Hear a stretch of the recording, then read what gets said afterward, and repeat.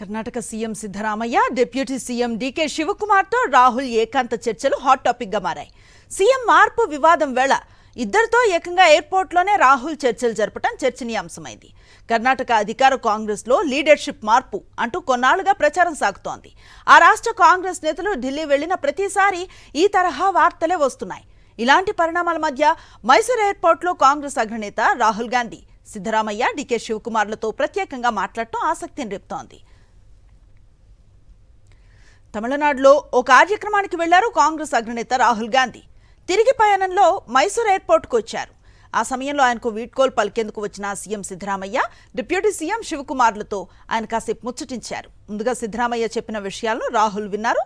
ఆ తర్వాత డీకే శివకుమార్ చెప్పిన విషయాలను కూడా విన్నారు. ఆ తర్వాత విమానంలో ఢిల్లీకి వెళ్లిపోయారు రాహుల్ గాంధీ. ఈ వ్యవహారంపై కర్ణాటక అంతటా చర్చ మొదలైంది. అయితే ఇందులో ఎలాంటి రాజకీయ చర్చలు జరగలేదన్నారు ముఖ్యమంత్రి సిద్ధరామయ్య.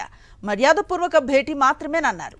ముఖ్యమంత్రి మార్పుపై వస్తూ ఉన్న వార్తలను కొట్టి పారేశారైనా మరోవైపు deputy CM DK Shivakumar office వాదన మరోలా ఉంది.